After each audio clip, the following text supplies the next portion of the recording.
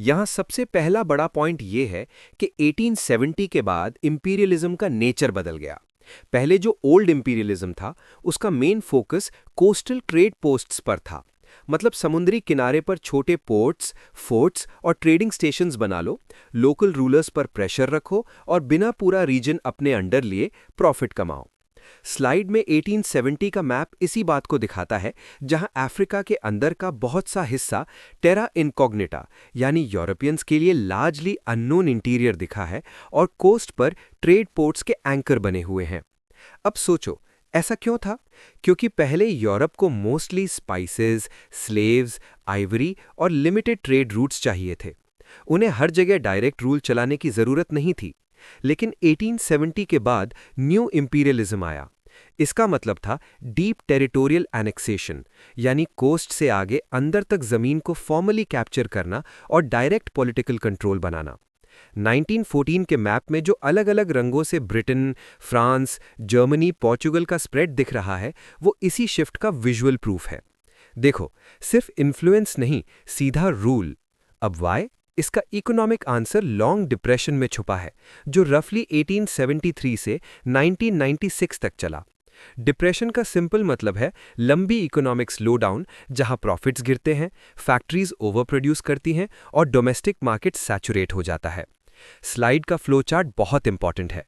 Falling profits, over production, saturated domestic markets, फिर secure markets की need और finally imperial expansion. सोचो जरा, अगर यूरोप की फैक्ट्रीज बहुत सारा माल बना रही हैं, लेकिन घर के मार्केट में लोग उतना खरीद नहीं पा रहे, तो कैपिटलिस्ट्स क्या करेंगे? हाँ, बिल्कुल, वो बाहर नया मार्केट ढूंढेंगे।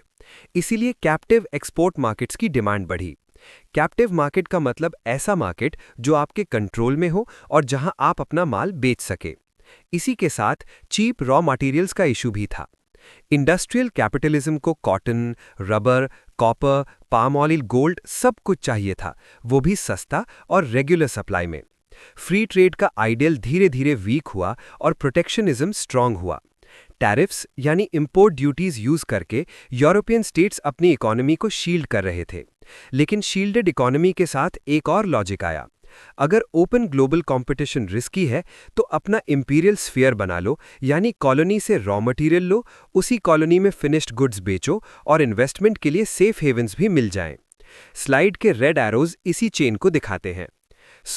इंपीरियलिज्म सिर्फ एम्बिशन नहीं था, ये इंडस्ट्रियल क्राइसिस का पॉलिटिकल आंसर भी था। समझ आया? जब प्रॉफिट सिस्टम प्रेशर में आता है, तो एक्सपेंशन को सिविलाइजिंग मिशन के नाम पर जस्टिफाई किया जाता है। सरफेस पर एम्पायर, अंदर से इकोनॉमिक रेस्क्यू प्लान। ये न्यू इंपीरियलिज्म का कोर है। इस स्लाइड में दो बड़े थिंकर्स के थ्रू इंपीरियलिज्म का डीपर लॉजिक समझाया गया है, J.A. हॉब्सन और लेनिन। दोनों ने ये माना कि इंपीरियलिज्म बस एडवेंचर या नेशनल प्राइड का रिजल्ट नहीं था। उनके लिए ये मॉडर्न कैपिटलिज्म की अंदर की प्रॉब्लम का एक्सटर्नल एक्सटेंशन था। सबसे पहले हॉब्सन। उसका कहना था कि इंपीरियलिज्म का रूट डोमेस्टिक अंडर कंजम्पशन में है। अंडर कंजम्पशन का सिंपल मतलब है इकोनॉमी में माल बहुत बनता है, लेकिन आम लोगों की बाइंग पावर कम होती है, इसलिए वो माल कंज्यूम नहीं होता। अब ये क्यों होता है? क्योंकि वेल्थ इक्वल डिस्ट्रीब्यूट नहीं होती। स्लाइड के कैनिस्टर वाले विजुअल को देखो। नीचे वर्कर कंजम्पशन है, बीच में ओवर सेविंग बाय एलीट्स है और ऊपर डोमेस्टिक वेल्थ। मैसेज क्लियर है, पैसा एलीट्स के पास ज्यादा जमा हो रहा है, वर्कर्स के पास कम जा रहा है।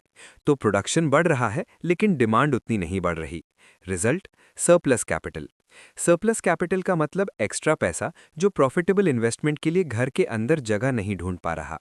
इसलिए हॉब्सन के पाइप डायग्राम में ये सरप्लस कैपिटल डोमेस्टिक इकोनॉमी से निकलकर फॉरेन टेरिटरी के बकेट में गिर रहा है। ये इमेज बस इलस्ट्रेशन नहीं है, ये एक आर्ग्यूमेंट है। हॉब्सन कह रहा है कि अगर घर के अंदर इनइक्वालिटी कम होती, वेजेस बेटर होती और कंजम्पशन ब्रॉड होता, तो शायद इंपीरियल एक्सपेंशन की इतनी नीड ही न पड़ती। सोचो, अगर वर्कर्स ज्यादा खरीदते तो फैक्ट्रीज को फॉरेन मार्केट के पीछे भागना पड़ता? शायद नहीं। इसलिए हॉब्सन के लिए इंपीरियलिज्म डोमेस्टिक सोशल इनजस्टिस का फॉरेन प्रोजेक्शन था। मतलब कॉलोनी की कहानी यूरोप के अंदर की इनइक्वालिटी से जुड़ी हुई है। इंपॉर्टेंट लिंक है। अब लेविन का एनालिसिस और स्ट्रक्चरल है। उसने इंपीरियलिज्म को कैपिटलिज्म का हाईएस्ट स्टेज बोला। हाईएस्ट स्टेज का मतलब बेस्ट स्टेज नहीं, बल्कि मोस्ट कॉन्सेंट्रेटेड और अग्रेसिव स्टेज। उसके पिरामिड में नीचे कॉन्सेंट्रेशन ऑफ प्रोडक्शन है, यानी छोटी फर्म्स को बड़ी फर्म्स अब्जॉर्ब कर लेती हैं। फिर राइज ऑफ मोनोपोलीज। मोनोपोली मतलब मार्केट पर थोड़े प्लेयर्स का कंट्रोल। उसके बाद फाइनेंस कैपिटल। ये टर्म समझो। फाइनेंस कैपिटल का मतलब बैंकिंग कैपिटल और इंडस्ट्रियल कैपिटल का मर्जर। जब बैंकिंग और इंडस्ट्री मिल जाते हैं तब सिर्फ गुड्स बेचना ही गोल नहीं रहता, कैपिटल एक्सपोर्ट करना भी मेन स्ट्रैटेजी बन जाता है। इसलिए पाई चार्ट गुड्स एक्सपोर्ट और कैपिटल एक्सपोर्ट का कॉन्ट्रास्ट दिखाता है। कैपिटल एक्सपोर्ट का मतलब पैसा foreign railways, mines, plantations, ports में लगाना। वाई? क्योंकि वहां चीप लेबर, रॉ मटेरियल और पॉलिटिकल कंट्रोल मिलता है। लेनिन के हिसाब से फिर वर्ल्ड का डिवीजन ग्रेट पावर्स के बीच होता है, यानी इकोनॉमिक कंपटीशन जियोपॉलिटिकल पार्टीशन में बदल जाता है। देखो चेन, कंपटीशन से मोनोपोली, मोनोपोली से फाइनेंस कैपिटल से एक्सपोर्ट ऑफ कैपिटल और फिर वर्ल्ड डिवीजन। Make sense? यहाँ इंपीरियलिज्म कोई एक्सीडेंटल चॉइस नहीं, सिस्टम की बिल्ट इन डायरेक्शन बन जाता है। हॉब्सन मॉरल क्रिटिक देता है, लेनिन स्ट्रक्चरल क्रिटिक देता है। दोनों मिलकर ये समझाते हैं कि कॉलोनी बाहर है लेकिन उसका इंजन यूरोप के अंदर चल रहा था। अब तक हमने इकोनॉमिक मोटिव समझा, लेकिन एक और बेसिक सवाल बनता है, अगर यूरोप एक्सपैंड करना चाहता था तो पहले क्यों नहीं कर पाया? आंसर है टेक्नोलॉजी और मेडिसिन। इस स्लाइड का कोर ये है कि एम्पायर सिर्फ डिजायर से नहीं बनता, उसके लिए टूल्स चाहिए होते हैं। पहला टूल था medical prophylaxis, specially quinine. Prophylaxis का मतलब डिजीज को पहले से प्रिवेंट करने का तरीका। अफ्रीका को यूरोपियंस कभी-कभी वाइट मैन्स ग्रेव बोलते थे, क्योंकि मलेरिया और ट्रॉपिकल डिजीजेस से उनकी डेथ रेट बहुत हाई थी। स्लाइड पर सिंचोना ट्री बार्क, क्विनाइन का केमिकल स्ट्रक्चर और रेड ब्लड सेल्स के साथ मलेरिया पैरासाइट का विजुअल इसी प्रॉब्लम को सिंपल बना देता है। क्विनाइन ने मलेरिया के अगेंस्ट शील्ड का काम किया। नीचे जो मोर्टेलिटी बार दिख रहा है, प्री 1850 हाई और पोस्ट 1850 लो, वो ये बताता है कि बायोलॉजिकल बैरियर कम हुआ। सिंपल है, अगर सोल्जर, ट्रेडर, एडमिनिस्ट्रेटर जिंदा नहीं बचेगा तो इंटीरियर ऑक्यूपेशन पॉसिबल ही नहीं। दूसरा टूल था मिलिट्री एसिमेट्री। एसिमेट्री का मतलब दोनों साइड्स की फाइटिंग कैपेसिटी इक्वल ना हो। मैक्सिम गन इसका सिंबल बन गया। 1884 की ये मशीन गन रैपिड फायर कर सकती थी। स्लाइड में उसका cross section, water cooling jacket, belt feed और रिकॉइल सिस्टम दिखाया गया है। साथ में फायर पावर रेशियो और कोन ऑफ फायर का पैनल एक ब्रूटल ट्रूथ बताता है। इंडस्ट्रियल वेपन्स ने लोकल आर्मीज के करेज को वीक नहीं किया, लेकिन बैटलफील्ड इक्वेशन को अनइक्वल बना दिया। सोचो जरा, अगर एक साइड के पास फास्ट फायरिंग गन हो और दूसरी साइड लार्जली राइफल्स या स्पीयर्स के साथ हो, तो आउटकम कैसे बदलेगा? बिल्कुल, यहाँ करेज से ज्यादा इंडस्ट्रियल किलिंग पावर मैटर करने लगी। ओमडुरमन जैसी बैटल्स इसी लॉजिक का एग्जाम्पल थी, जहां कैजुअल्टी नंबर्स खुद एसिमेट्री को रिवील करते हैं। तीसरा टूल था पेनिट्रेशन लॉजिस्टिक्स। पेनिट्रेशन का मतलब इंटीरियर तक घुसना और लॉजिस्टिक्स का मतलब मूवमेंट और सप्लाई का सिस्टम। अफ्रीका में रिवर्स थे, लेकिन कैटरैक्ट्स और रैपिड्स बैरियर्स थे। शैलो ड्राफ्ट स्टीम बोट्स और रेलवेज ने इन बैरियर्स को बाईपास किया। कॉन्गो बेसिन के मैप्स देखो, एक मैप नेचुरल बैरियर्स दिखाता है, दूसरा ओवरले में मतादी किंशासा रेलवे और तीसरा नेविगेबल अपर कॉन्गो। इसका मतलब समझो, स्टीम बोट वहां चलेगी जहां पानी स्मूथ है और जहां रैपिड्स रोकेंगी रेलवे गैप ब्रिज करेगी। यानी ज्योग्राफी को टेक्नोलॉजी से रीऑर्डर किया गया। अब एक डीपर पॉइंट, एम्पायर को सिर्फ जीतना नहीं, चलाना भी होता है। मेडिसिन ने बॉडीज बचाई, गन्स ने रेजिस्टेंस क्रश किया, रेलवेज और स्टीम बोट्स ने डिस्टेंस कंप्रेस की। तो क्वेश्चन ये है, क्या इंपीरियलिज्म मोस्टली आइडियाज का प्रोजेक्ट था या इंफ्रास्ट्रक्चर्स का? करेक्ट आंसर है दोनों, लेकिन without these enablers large scale conquest मुश्किल था। सो सिविलाइजिंग मिशन की स्पीचेस बाद में आई, पहले क्विनाइन, मैक्सिम गन और रेलवे आए। ये स्लाइड हमें बताती है कि पावर का मॉरल लैंग्वेज अलग होता है और उसका मटेरियल टूल किट अलग। दोनों को अलग पहचानना बहुत जरूरी है। क्लियर है? अब हम उस मोमेंट पर आते हैं जहां इंपीरियल कंपटीशन को रूल्स देने की कोशिश हुई। Berlin conference 1884-85। पहला इंप्रेशन ये हो सकता है कि ये एक डिप्लोमैटिक मीटिंग थी। हाँ थी, लेकिन डीपर लेवल पर ये अफ्रीका के फ्यूचर को यूरोपियन टेबल पर डिसाइड करने का एक्ट था, बिना अफ्रीकन्स को रियल वॉइस दिए। स्लाइड का डिप्लोमैटिक टेबल विजुअल बहुत टेलिंग है। बीच में ऑटो वॉन बिस्मार्क बैठा है एज आर्बिटर, आसपास ब्रिटेन, फ्रांस, जर्मनी, पोर्चुगल जैसे पावर्स के सिंबल्स हैं और अफ्रीका का मैप टेबल पर स्प्रेड है। साइड पर अफ्रीकन रिप्रेजेंटेशन के पास क्रॉस मार्क जैसा साइन बना है। ये कैजुअल डिटेल नहीं है। इसका मतलब है कि जिसके बारे में डिसीजन हो रहा था वो डिसीजन मेकिंग रूम में मौजूद ही नहीं था। सोचो, क्या ये नेगोशिएशन पीस का मॉडल था या ऑर्गेनाइज्ड एक्सक्लूजन का? दोनों था, लेकिन पीस सिर्फ यूरोपियंस के बीच। कॉन्फ्रेंस का एक की आइडिया था डिप्लोमैटिक आर्बिट्रेशन। आर्बिट्रेशन का मतलब डिस्प्यूट्स को कंट्रोल्ड नेगोशिएशन से सेटल करना। यूरोप के स्टेट्स चाहते थे कि अफ्रीका के लिए रेस उनके बीच डायरेक्ट वॉर में कन्वर्ट ना हो। इसलिए बिस्मार्क ने स्क्रैम्बल को रेगुलेट करने का रोल लिया, लेकिन रेगुलेशन न्यूट्रल नहीं था। इसने कॉन्क्वेस्ट को रूल्स के थ्रू लेजिटिमाइज किया। यहां से सेकंड पॉइंट आता है, doctrine of effective occupation. Article 35 का बेसिक सेंस ये था कि पेपर क्लेम इनफ नहीं है। सिर्फ मैप पर लाइन खींच देना या ट्रीटी दिखाना काफी नहीं, आपको फिजिकल प्रेजेंस दिखानी होगी। Administration, policing, taxation, treaties, posts. Slide का सीक्वेंस देखो, पेपर क्लेम से फिजिकल प्रेजेंस, फिर एडमिनिस्ट्रेटिव कंट्रोल, फिर इंटरनेशनल रिकग्निशन। साथ ही वैलिड वर्सेस इनवैलिड पैनल ये क्लियर करता है कि वेग स्फीयर ऑफ इन्फ्लुएंस से ज्यादा वैल्यू इफेक्टिव ऑक्यूपेशन को मिली। मतलब जो पावर ग्राउंड पर स्टेट मशीनरी बिठा दे उसका क्लेम स्ट्रांग। अब एक क्रिटिकल वाई, इस डॉक्ट्रिन ने कॉन्क्वेस्ट को स्लो किया या फास्ट? बिल्कुल फास्ट, क्योंकि अब हर पावर को जल्दी जल्दी ट्रूप्स, ऑफिशियल्स, फोर्ट्स, ट्रीटीज और टैक्स स्ट्रक्चर्स खड़े करने थे, वरना राइवल पावर क्लेम ले लेती। यानी रूल बना, लेकिन उस रूल ने स्पीड और प्रेशर बढ़ा दिया। पेपर से बूट तक का जंप इंस्टीट्यूशनल हो गया।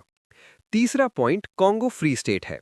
इसको समझना बहुत जरूरी है, क्योंकि ये इंपीरियल हिपोक्रेसी का क्लासिक केस है। लियोपोल्ड II ने कॉन्गो बेसिन को पर्सनल फीफडम बनाया। फीफडम मतलब पर्सनल डोमेन, जैसे स्टेट नहीं बल्कि किसी एक रूलर की प्राइवेट पोजेशन। स्लाइड के कॉन्गो मैप में mission stations, free trade zone, rubber vines, crown, money bags और मैग्नीफाइंग ग्लास के अराउंड कॉन्गो पर्सनल फीफडम लिखा है और ऊपर फिलैंथ्रोपिक फसाड का लेबल दिया गया है। फसाड का मतलब आउटर मास्क, यानी आउटवर्डली ह्यूमैनिटेरियन लैंग्वेज, अंदर से प्राइवेट एक्सट्रैक्शन। ये डबल फेस्ड एम्पायर था। Mission, anti slavery, free trade जैसे वर्ड्स यूज हुए, लेकिन एक्चुअल गोल रबर, आइवरी और पर्सनल ट्रेजरी था। सो बर्लिन कॉन्फ्रेंस ने बस मैप डिवाइड नहीं किया, उसने कॉन्क्वेस्ट को लीगल फॉर्म दिया और लीगैलिटी के अंदर वायलेंस को हाइड कर दिया। समझ आया? जब पावर पेपर वर्क के साथ आती है तब एक्सप्लॉइटेशन और भी डेंजरस हो सकता है, क्योंकि वो सिविलाइज्ड रूल जैसा दिखता है। इस स्लाइड का फोकस ब्रिटिश इंपीरियलिज्म पर है, स्पेशली नॉर्थ साउथ कंट्रोल के एक्सिस पर। एक्सिस का सिंपल मतलब एक स्ट्रेटेजिक लाइन या डायरेक्शन जिसके अलोंग एम्पायर अपना कंट्रोल ऑर्गेनाइज करता है। ब्रिटेन के लिए अफ्रीका सिर्फ लैंडमास नहीं था, वो एम्पायर के कम्युनिकेशन, ट्रेड और इंडिया रूट का प्रोटेक्टिव कॉरिडोर था। सबसे पहला पॉइंट इजिप्ट और सुएज कनाल का है। सुएज कनाल मेडिटेरेनियन को रेड सी से जोड़ता था, इसलिए ब्रिटेन के लिए लंदन से बॉम्बे तक की रूट ड्रामेटिकली शॉर्ट हो जाती थी। स्लाइड के इनसेट मैप में Gibraltar, London, Suez canal, Bombay और lifeline of empire trade route का रेड लाइन बना हुआ है। ये लाइफलाइन वर्ड रैंडम नहीं है। इसका मतलब है कि कैनाल के बिना एम्पायर की सर्कुलेशन स्लो और रिस्की होती। 1882 में इजिप्ट को फॉर्मली एनेक्स नहीं किया गया था, लेकिन वेल्ड प्रोटेक्टोरेट बन गया। प्रोटेक्टोरेट का मतलब लोकल रूलर नॉमिनली रहता है, पर रियल पावर आउटसाइड स्टेट के पास होती है। वेल्ड प्रोटेक्टोरेट का मतलब और भी subtle control, direct crown colony जैसा नाम नहीं, लेकिन असली कमांड ब्रिटिश के पास। अब सोचो, ब्रिटेन को इजिप्ट के बाद सूडान में इंटरेस्ट क्यों हुआ? सिर्फ एक्सपेंशन के लिए? नहीं, बिल्कुल नहीं। नाइल रिवर के हेड वाटर्स और वाटर सिक्योरिटी का इशू था। अगर अपर नाइल अनस्टेबल होता तो इजिप्ट पर भी थ्रेट होता। इसीलिए सूडान स्ट्रेटेजिक बफर जोन बन गया। इनसेट मैप में जो शेडेड बफर साउथ की तरफ एक्सपैंड हो रहा है और नाइल लाइन दिख रही है, वो इसी लॉजिक को शो करता है। यानी एम्पायर लिनियर नहीं, लेयर्ड सिक्योरिटी सिस्टम था। दूसरा पॉइंट सेसिल रोड्स का केप टू कायरो ड्रीम है। ये वर्टिकल ड्रीम था, यानी अफ्रीका के साउथ केप टाउन से नॉर्थ कायरो तक कंटिन्यूअस ब्रिटिश बेल्ट बनाना। बड़े मैप में जो रेड लाइन केप टाउन से ऊपर कायरो तक जा रही है, वो इसी इमेजिनेशन का सिंबल है। लेकिन ड्रीम और रियलिटी में गैप होता है। बीच में Boer republics, German East Africa, Sudan crisis सब ऑब्स्टिकल्स थे। फिर भी आइडिया पावरफुल था, क्योंकि रेलवेज, टेलीग्राफ, ट्रूप्स और ट्रेड को एक कंटिन्यूअस कॉरिडोर में सोचा गया। सोचो जरा, कंटिन्यूअस टेरिटरी इतनी इंपॉर्टेंट क्यों थी? क्योंकि डिसकनेक्टेड कॉलोनीज को प्रोटेक्ट करना मुश्किल होता है और कंटिन्यूअस लाइन स्ट्रेटेजिक मोबिलिटी को ईजी बनाती है। तीसरा पॉइंट कंसोलिडेशन कॉन्फ्लिक्ट्स का है। कंसोलिडेशन का मतलब जो क्लेम किया गया है उसको सिक्योर करना। ब्रिटेन ने सुडान में रीकॉन्क्वेस्ट की, जिसका सिंबल ओमडुरमैन बैटल है, और साउथ अफ्रीका में बोअर वॉर्स लड़े। स्लाइड की टाइमलाइन में rise of Mahdi, fall of Khartoum, battle of Omdurman, discovery of gold, Jameson raid, Boer war और यूनियन ऑफ साउथ अफ्रीका 1910 तक का सीक्वेंस दिया है। ये बताता है कि एम्पायर एक दिन में रेडी नहीं हुआ। पहले रेजिस्टेंस आई, फिर मिलिट्री कैंपेन्स किए, फिर political reorganisation. Boer wars specially important थे, क्योंकि उन्होंने ब्रिटिश को सेटलर रेजिस्टेंस के अगेंस्ट भी टेस्ट किया। सो ब्रिटिश एक्सेस सिर्फ मैप पर लाइन नहीं थी, वो canal control, river security, railway imagination और रिपीटेड वॉर से बना हुआ सिस्टम था। सरफेस पर रूट प्रोटेक्शन, अंदर से इंपीरियल पावर का वर्टिकल आर्किटेक्चर। Make sense? अब हम फ्रेंच और जर्मन स्ट्रैटेजी पर आते हैं, जिससे इंपीरियल राइवलरी और क्लियर होती है। फ्रांस का मॉडल ब्रिटेन से डिफरेंट था। Britain mostly north south axis सोच रहा था, जबकि फ्रांस वेस्ट ईस्ट कंटिन्यूटी चाह रहा था, डकार से जिबूती तक। स्लाइड में ब्लू बेल्ट और एरो इसी ड्रीम को शो करते हैं। इसके साथ असिमिलेशन वर्ड लिखा है। असिमिलेशन का मतलब कॉलोनी के लोगों को फ्रेंच कल्चर, लैंग्वेज, लॉ और पॉलिटिकल वैल्यूज के अंडर रीशेप करना। थ्योरी ये थी कि फ्रांस सिर्फ रूल नहीं करेगा, बल्कि सिविलाइज करेगा। इसीलिए मिशन सिविलाइजैट्रिस फ्रेज यूज होता है। सिविलाइजिंग मिशन का मतलब अपने आप को सुपीरियर मानकर दूसरों को इम्प्रूव करने का क्लेम। लेकिन क्वेश्चन पूछो, क्या ये जेन्युइन अपलिफ्ट था या डोमिनेशन का मॉरल कवर? मोस्टली सेकेंड, क्योंकि प्रैक्टिकल लेवल पर इक्वालिटी रेयरली दी गई, कंट्रोल ज्यादा दिया गया। फ्रांस का वेस्ट ईस्ट प्रोजेक्ट प्रेस्टीज का भी इशू था। प्रेस्टीज का मतलब इंटरनेशनल रिस्पेक्ट और स्टेटस। इंपीरियल एज में कॉलोनी सिर्फ प्रॉफिट का सोर्स नहीं, पावर रैंकिंग का सिंबल भी थी। इसीलिए ज्योग्राफी पर कंट्रोल प्रेस्टीज पॉलिटिक्स बन गया। अब प्रॉब्लम तब आई जब ब्रिटिश नॉर्थ साउथ और फ्रेंच वेस्ट ईस्ट एक्सिस एक पॉइंट पर टकरा गए। ये था फशोडा इंसिडेंट 1898। स्लाइड के कुलिजन कोर्स पैनल में किचनर और मार्शान के एरोज फशोडा पर मिलते हैं, और साइड में बैलेंस पर ब्रिटेन का नेवल सुपीरियॉरिटी दिखाया गया है। यानी ग्राउंड पर मीटिंग सुडान में हुई, लेकिन डिसीजन वाइडर पावर बैलेंस ने किया। फ्रांस को विड्रॉल करना पड़ा क्योंकि ब्रिटेन सी पावर में स्ट्रॉन्गर था। सोचो, फशोडा लोकल डिस्प्यूट था या ग्लोबल हायरार्की का टेस्ट? बिल्कुल, ग्लोबल हायरार्की का टेस्ट। फशोडा का रिजल्ट सिर्फ एक रिट्रीट नहीं था, इसने इंपीरियल राइवलरी को टेम्परेरली मैनेज किया और लेटर इंटेंट कॉर्डियल की डायरेक्शन खोली। मतलब डायरेक्ट क्लैश से बचने के लिए राइवल्स ने एडजस्टमेंट किया। यहां डिप्लोमेसी फोर्स के शैडो में चली। जो स्ट्रांग था, उसका नेगोशिएशन वेट भी स्ट्रांग था। अब जर्मनी। स्लाइड में वेल्ट पॉलिटिक टर्म लिखा है। इसका सिंपल मतलब वर्ल्ड पॉलिसी, यानी जर्मनी का लेट बट एम्बिशियस अटेम्प्ट कि उसको भी सन के नीचे प्लेस मिले। फ्रेज में बोलें तो place in the sun. Germany late entrant थी, इसीलिए उसको कंटिन्यूअस जायंट बेल्ट नहीं मिला। उसकी कॉलोनीज स्कैटर्ड थीं, Togo, Cameroon, South West Africa, East Africa. Map के डिसरप्टेड पजल और स्ट्रेटेजिक वेजेस लेबल्स इसी बात को हाईलाइट करते हैं। वेजेस का मतलब ऐसे इंसर्टेड पोजीशंस जो राइवल कंटिन्यूटी को कट करते हैं। तो जर्मन एम्पायर का साइज भले लिमिटेड हो, उसका जियोपॉलिटिकल इफेक्ट बड़ा था। ये ब्रिटिश और फ्रेंच प्लान्स को डिस्टर्ब करता था। नीचे छोटा नेवल आर्म्स रेस ग्राफ भी इंपॉर्टेंट है। जर्मनी की ग्लोबल एम्बिशन सिर्फ कॉलोनीज तक लिमिटेड नहीं रही, उसने नेवी बिल्डअप भी स्टार्ट किया। इससे ब्रिटेन एंग्शियस हुआ। So African rivalry European power politics से सेपरेट नहीं थी।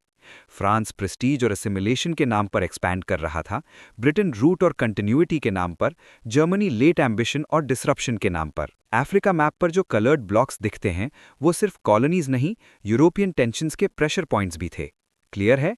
कॉलोनियल मैप एक्चुअली यूरोप के फ्यूचर कॉन्फ्लिक्ट का रिहर्सल भी था। अब हम एम्पायर के सबसे डार्क पार्ट पर आते हैं, एक्सप्लॉयटेशन सिस्टम्स। कॉलोनी का पर्पस सिर्फ फ्लैग लगाना नहीं था, उसको प्रॉफिटेबल बनाना था। प्रॉफिट बनाने के लिए लोकल इकोनॉमी को रीशेप किया गया। पहला पॉइंट एक्सट्रैक्शन इकोनॉमी का है। एक्सट्रैक्शन का मतलब रिसोर्सेज और लेबर को इस तरह निकालना कि कॉलोनी की लोकल नीड सेकेंडरी हो जाए और इंपीरियल डिमांड प्राइमरी हो जाए। स्लाइड पर ट्रेडिशनल कम्युनल लैंड से रिजिड प्लांटेशन मोनोकल्चर ग्रिड्स का विजुअल दिख रहा है। ये बहुत पावरफुल इमेज है। कम्युनल लैंड का मतलब shared, customary, locally managed land use. Monoculture का मतलब एक ही क्रॉप का लार्ज स्केल प्रोडक्शन, जैसे कॉटन या कोको।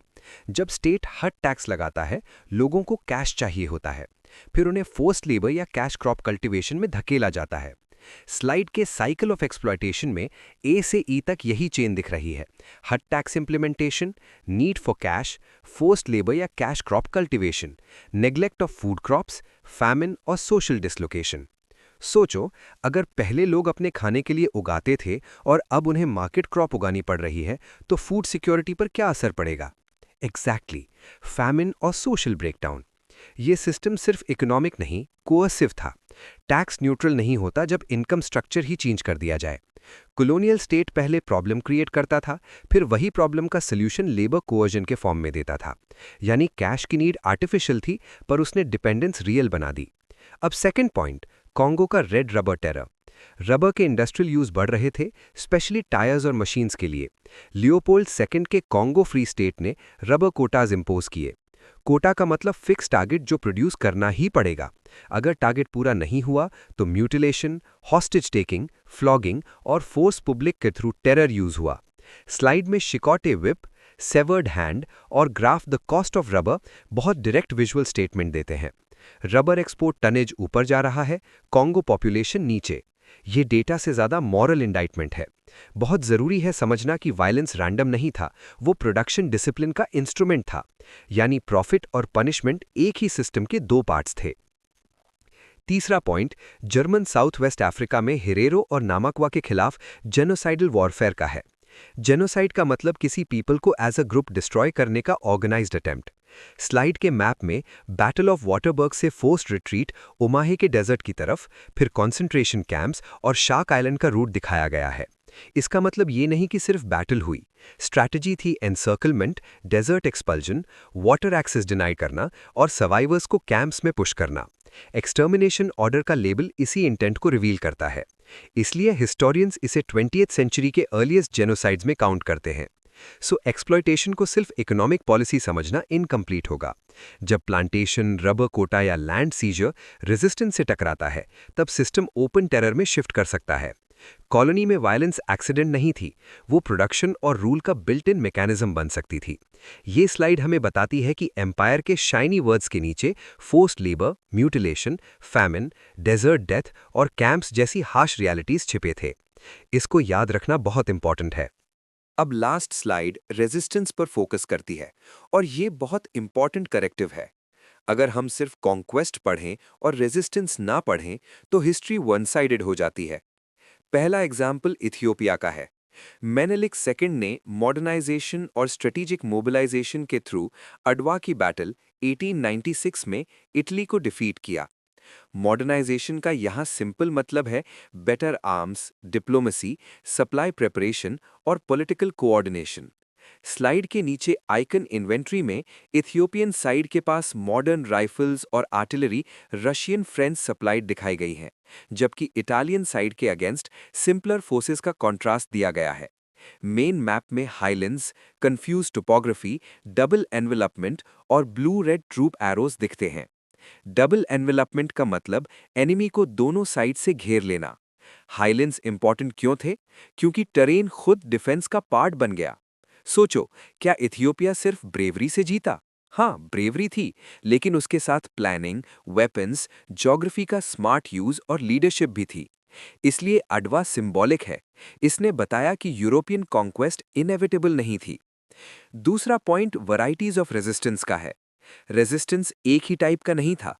स्लाइड की टाइपोलॉजी मैट्रिक्स और अफ्रीका मैप पर अशांति, ज़ूलू लैंड, माजी माजी, जिम्बाब्वे, इथियोपिया जैसे एग्जाम्पल्स दिख रहे हैं। यहाँ डायरेक्ट मिलिट्री एंगेजमेंट भी था, रिलीजियस या मिलेनेरियन मूवमेंट भी, और अलायंस या प्रोटेक्टरेट स्ट्रैटेजी भी। मिलेनेरियन मूवमेंट का मतलब ऐसा स्पिरिचुअल पॉलिटिकल मोबिलाइजेशन जो किसी नए मॉरल ऑर्डर या डिवाइन जस्टिस की होप से लोगों को जोड़ता है। माजी माजी इसका एग्जाम्पल है। तो सवाल पूछो, क्या रेजिस्टेंस सिर्फ गन से होता है? नहीं, बिल्कुल नहीं। कभी आर्मी से, कभी बिलीफ से, कभी नेगोशिएशन से, कभी लोकल अलायंसेस से। इसीलिए रेजिस्टेंस को ब्रॉड स्पेक्ट्रम में देखना चाहिए। अब थर्ड पॉइंट लेगेसी का है, और यही सबसे डीप लेसन देता है। स्लाइड के रूट्स टू फ्रूट्स ट्री में चिमुरेंगा 1896, माजी माजी 1905 के रूट्स, इंटरवॉर एसोसिएशंस का ट्रंक और जानू, तानू, टैंगनिकन नेशनलिज्म, इंडिपेंडेंस 1960s के फ्रूट्स दिखाए गए हैं। मैसेज सिंपल है। अर्ली एंटी कॉलोनियल स्ट्रगल्स चाहे मिलिटरीली डिफीट हो गई हों, उन्होंने मेमोरी, सिंबल्स, नेटवर्क्स और मॉरल लेजिटिमेसी क्रिएट की। प्राइमरी रेजिस्टेंस का मतलब इनिशियल एंटी कॉलोनियल स्ट्रगल्स। इनका डायरेक्ट रिजल्ट इंडिपेंडेंस नहीं था, लेकिन इन्होंने लेटर नेशनलिज्म के लिए इमोशनल और ऑर्गेनाइजेशनल बेस दिया। यानी फेलियर भी हिस्टोरिकल सक्सेस का पार्ट बन सकता है। अब एक केयरफुल पॉइंट, क्या हर अर्ली रिवोल्ट सीधा लेटर नेशन स्टेट मूवमेंट में कन्वर्ट हुआ? No, not exactly. Direct line हमेशा सिंपल नहीं होती, लेकिन continuity of anti colonial sentiment important थी। Stories, martyrs, grievances, local leaders और इनजस्टिस की शेयर्ड मेमोरी लेटर पॉलिटिक्स को फीड करती रही। इथियोपिया की सॉवरेनिटी प्रिजर्व्ड रही और बाकी रीजन्स में डिफीटेड स्ट्रगल्स भी फ्यूचर इमेजिनेशन को जिंदा रख गई। सो रेजिस्टेंस को सिर्फ जीत हार से मत देखो, उससे पॉलिटिकल लर्निंग, डिग्निटी और मेमोरी के टर्म्स में देखो। बस यही फाइनल इंसाइट है। एम्पायर ने कंट्रोल बनाया, लेकिन अफ्रीका ने सिर्फ सफर नहीं किया, उसने अडैप्ट किया, लड़ा, नेगोशिएट किया और फ्यूचर फ्रीडम के सीड्स भी बोया। यही रेजिस्टेंस का सबसे बड़ा लेगेसी है।